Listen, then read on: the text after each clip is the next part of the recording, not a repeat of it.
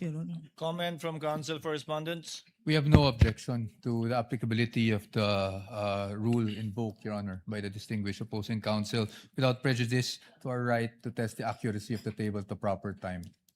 And to individually question its authenticity during cross or Yes. during its presentation, and to be given copies as well, should you so desire. Correct, subject to cross, Your Honor.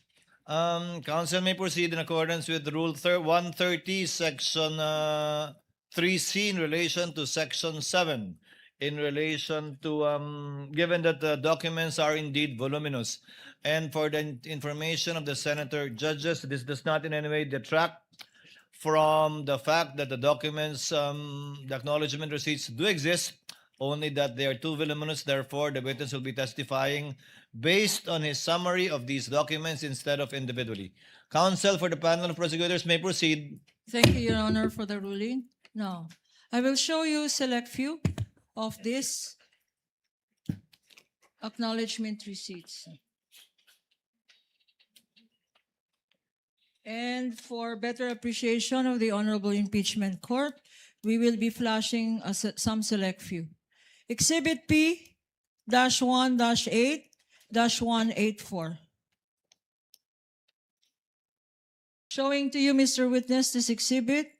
It is an acknowledgement receipt in the name of Mary Grace Piatos for the amount of 70,000 pesos. Please peruse this document and tell us if this is among the acknowledgement receipts that you said you received and evaluated based on the submissions of the Office of the Vice President. This AR po is among the acknowledgement receipts submitted by the OBP to ICFAO. Okay. Before we go to this particular exhibit, in the name of Mary Grace Piatos for 70,000 pesos. Tell us, Mr. Witness, ano ba talagang ibig sabihin ng acknowledgement receipt? Well, kapag sinabing acknowledgement, actually wala siyang provision dun sa joint circular, pero ito kasi ay parang proof of na-receive noong payee yung binayad sa kanya. So, acknowledgement receipt, as the name suggests, acknowledges na na-receive. Na-receive niya yung payment from the payor po. So, ina-acknowledge ng isang Mary Grace Piatos na tumanggap siya ng magkano? Based from this acknowledgement receipt po, tumanggap po si Mary Grace Piatos ng 70,000 pesos for the payment of rewards, close and open parenthesis, medicines. Ano, bakit dalawa to? Payment of rewards tsaka medicines. Anong ibig sabihin? Ang binayad sa kanya na reward ay gamot? Hindi ko po ma-determine based on this document alone po, kaya po kami nagpapasubmit ng additional documents. And also, since it is payment of rewards po, hindi rin po enough lang na acknowledgement receipts. Kailangan din pong makomply yung provision noong joint circular as to the payment of rewards. Okay. So, itong Mary Grace Piatos acknowledgement receipt ay sinasabi mo na violation ito ng joint circular. Bakit? Dahil hindi po ito properly supported by document evidencing success po, which is required under 4.8.5 of the joint circular 2015-01. Okay. Incidentally, Mr. Witness, pag merong pangalang Mary Grace Piatos, kayo ba ay nag-i-investigate o kasama ba ng post-audit nyo ang mag-ascertain sino ba itong Mary Grace Piatos? Since what we do po is compliance audit, so ang nagiging basehan lang po namin ng audit ay kung ano yung nakalagay or piniprescribe ng Joint Circular 2015-01. Pero dun sa Joint Circular naman po kasi, hindi naman nakalagay doon na kailangan tignan namin yung recipient ng payment. Okay. I will show you another document. Mark for the prosecution, Attorney Peña, P-1-8-619. Another Piatos, name Rene Piatos. Pakibasa. The amount is Council is Renan Piatos. Renan Piatos. Renan Piatos. Ang amount 110,000 pesos. At ang date ay 12/27/2023. Being flashed on the screen for better appreciation of the Honorable Impeachment Court. What observation can you make or have you made as regards this acknowledgement receipt? Based on this acknowledgement receipt po, binayad po siya noong December 27, 2023, which is 1 year po after nung supposedly coverage nung kanilang cash advance for confidential fund. Kailan ba binigay ulit itong cash advance? December 27, 2023 po, based on this document. Pero what actually is the correct date if you know? I cannot determine po the correct date based on this document, pero dapat po kasi ipasok siya doon sa coverage nung kanilang cash advance based on the document submitted to ICPAO. So hindi ito pasok. Yes, ma'am. Based on this document, yung period of payment, yung date of payment po ay hindi pasok doon sa coverage nung kanilang cash advance. Anong tawag doon? Yung hindi pasok? Discrepancy? Hindi po siya discrepancy. Hindi lang talaga siya pasok. Parang the payment was made outside the coverage noong With the cash permission advance. of council, December 21 to December 31, 2022, yung covered period ng disbursement Yes. ng confidential fund, Mr. Wamil, right? Yes, Your Honor. So when you say hindi pasok dun sa period na yon, ng Yes December po, Your 21 to 31, 2022. Yes po, Your Honor. Dahil 2023 nakalagay na taon, supposedly. Tama? Yes po, Your Honor. Okay. You may proceed, Council. 12 months na hindi pasok. 2023. Exhibit P-1-8-4113. 413. In the name of Nova Santos for the amount of 85,000 pesos. Anong observation mo dito sa acknowledgement receipt na ito, if any? Since it is payment of rewards po, enclosing of in parentheses, various goods, dapat ay supported po ito ng document of success as prescribed under item 4.8.5 of the Joint Circular 2015-01. Ano bang kinoconsider ng COA ICFAO na document of success? Actually, wala kang specific na document as prescribed under the Joint Circular. Pero kapag may sinabit po kasi sa amin, tinicheck namin if the requirement of the Joint Circular is met. So tinitingnan po namin yung relationship between the successful information gathering or surveillance activities vis-a-vis yung information given by the informer.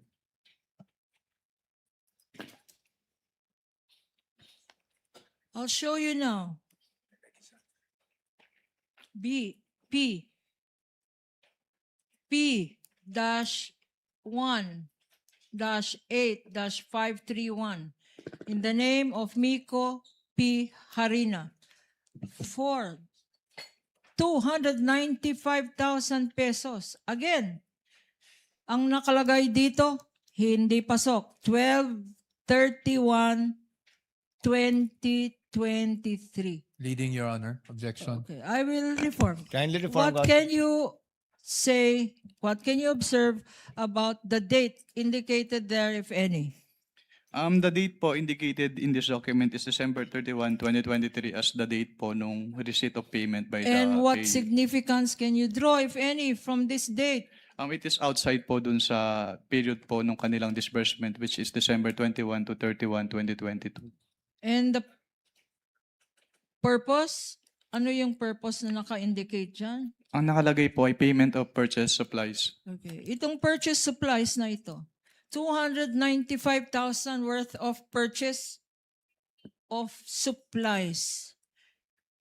What documents, if any, were submitted Ang sinamit to po nila, indicate ano ang mga supplies worth 295,000 na binili nung 1 year after, 12/21/2023. Meron bang dokumentong sinubmit at Kung meron, ano yun?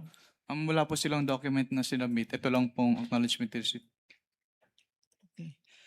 P-1-8-643 in the name of Janice Marie Revilla. Na-investigate mo ba kung kamag-anak to ni Senator Bong Revilla? Mr. Witness? Mr. Witness? That is beyond na po our scope of audit. Okay. And the amount is 70,000 pesos. Again, for purchase of information dated 12/28/2022. Any observation on this acknowledgement receipt? Wala naman po akong nakitang observation dito sa acknowledgement receipt na ito. Since yung purchase of information is among those allowable expenses naman po under the Joint Circular 2015-01. Patiting. Patiting. P-1-8567 for 150,000 pesos. 12/23/2022. Parang hindi katiting ito. Patiting. For purchase of information. Ang observation mo? Any observation? Since ang allowed naman po ang purchase of information under 4.8 of the Joint Circular, wala naman po akong nakitang observation with respect to this acknowledgement receipt. P-1-8-545 in the name of Odi or Andy C. Lim for 50,000 pesos. Andilim.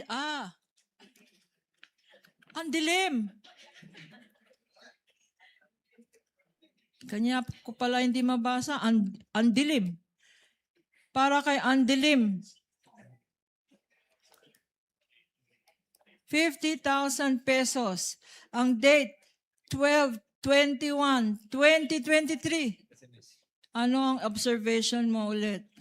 Kung meron man.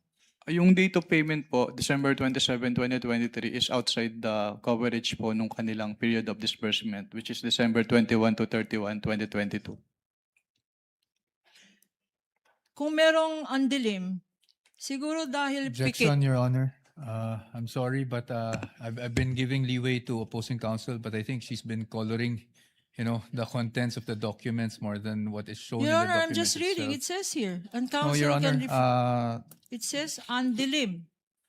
I think you It's know the my way it point, Your sounds, Your Honor. Honor. It's like patiting. That's the way it's spelled.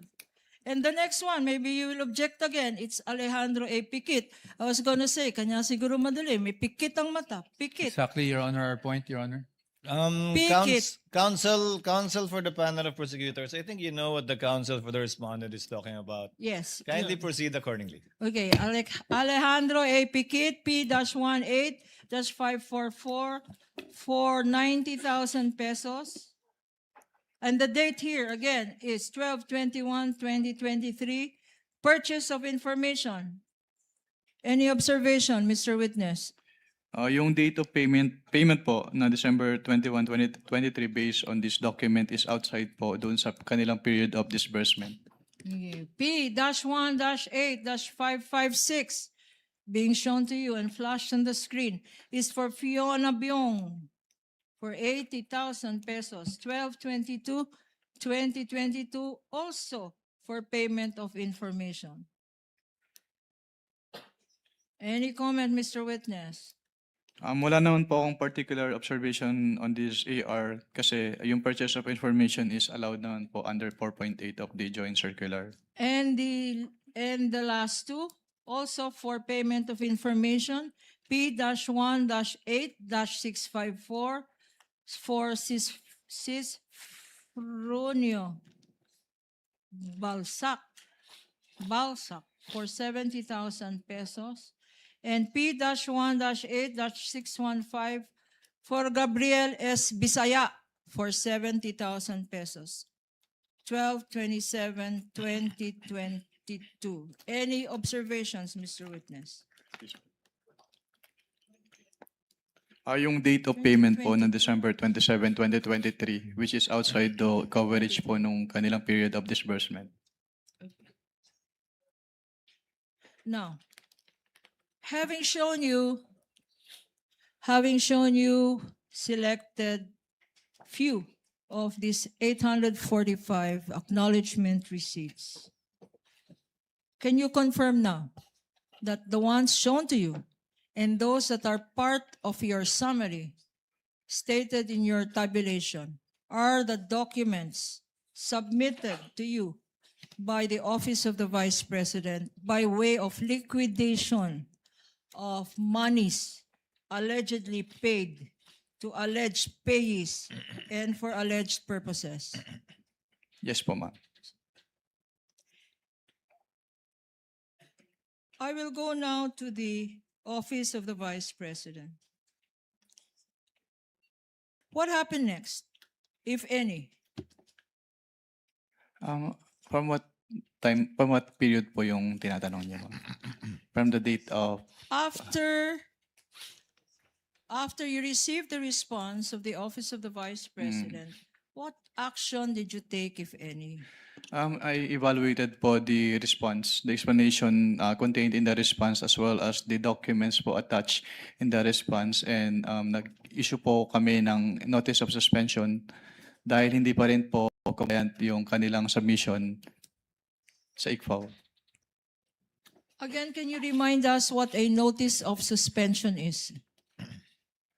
Based on the Joint Circular 2015-01, notice of suspension is a written notification to the head of the agency and the agency accountant, informing them of the temporary disallowance in audit of the disbursement because it appears that the disbursement is illegal, irregular, or improper, and that they are required to submit an explanation or justification or the documents being sought in the notice of suspension or both po. If a notice of suspension is shown to you, P-1-13-A, which is a common exhibit with the defense, would you be able to identify the same? Yes, ma'am. And for better appreciation of the Honorable Impeachment Court, we will Assisting be counsel of flashing the both same parties on may the screen. approach.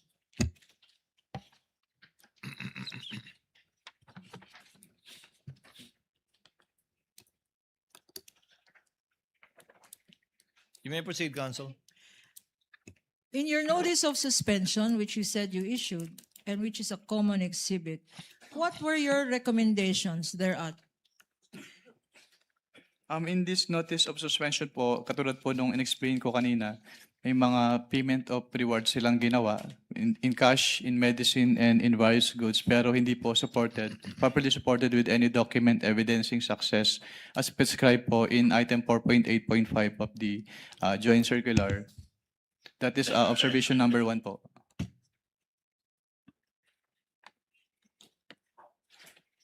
We are flashing on the screen, and for easy reference, this has been boxed, Your Honor. What else?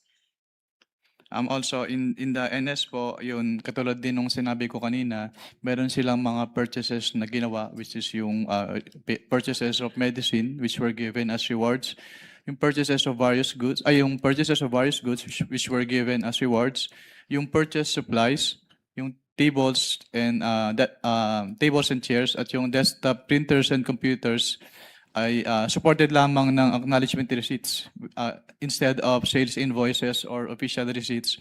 And also with respect to the purchased tables and chairs and desktop printers and computers, hindi po nila in-indicate if these purchases were intended for the confidential operations of the Office of the Vice President. What else is here in your notice of suspension? Third po, yung ibang acknowledgement receipts po, yung receipts of payment ay naka-December 2023 at yung ibang acknowledgement receipts ay wala pong date kung kailan ni-receive ni payee yung payment po. No. If these acknowledgement receipts, there are certain acknowledgement receipts dated 2023, if shown to you, would you be able to identify the same? Yes, ma'am. Showing to you now. Acknowledgement receipts dated December 20, 2023, beyond the period beyond the covered period of the last quarter of 2022. Please go over these documents. Assisting counsel may show the witness the documents.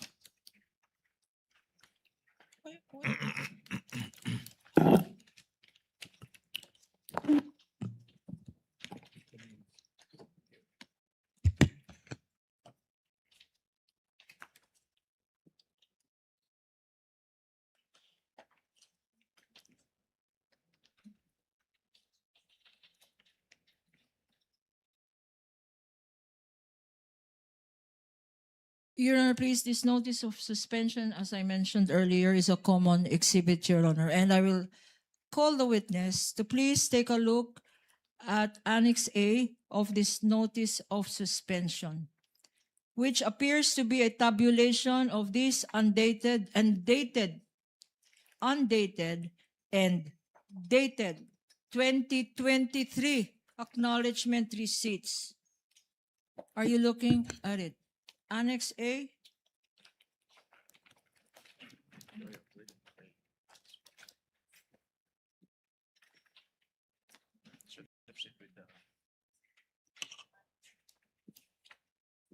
What is the total, Mr. Witness, based on your Annex A of your notice of suspension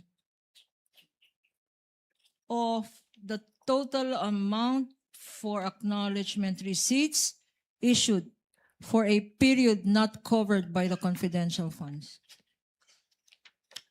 Can you clarify po yung question? Yung mga dated December 2023 po ba yun?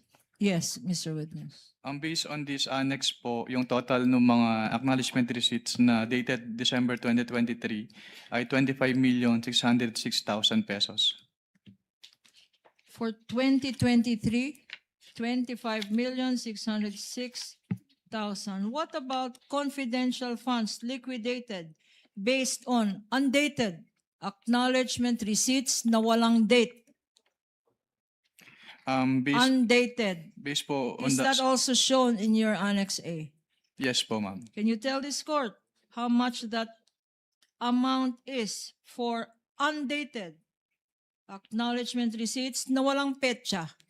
Ang total amount po ay 3,276,000 pesos po.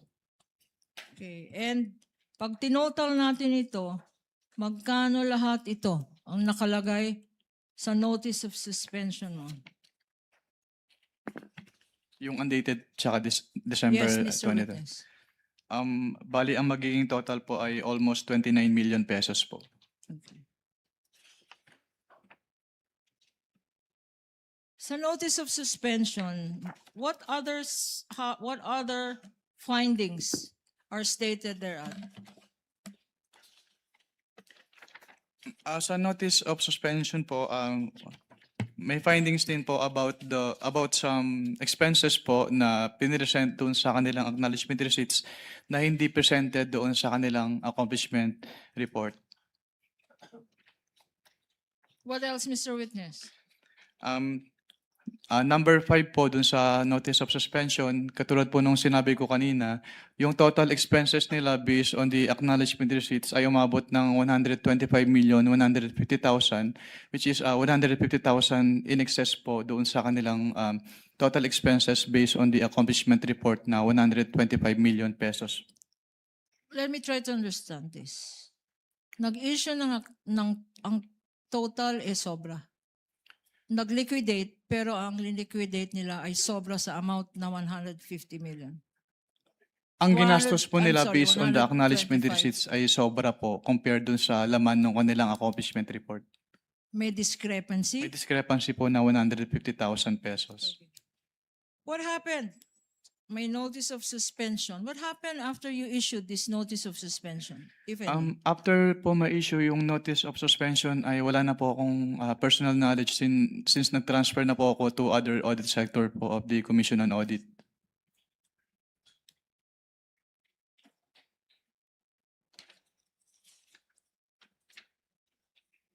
Thank you, Mr. Witness. We have just finished the liquidation of the last quarter of 2022. We are we are mindful, Your Honor, of the request of the presiding judge to end at 2:30. Would you like us to continue? There are 3 more quarters for the Office of the Vice President and the Department of Education. We can start for 10 more minutes or we can end here. Mr. Let's end at 2:30, Council. Let's try Yes, to okay. use up the time.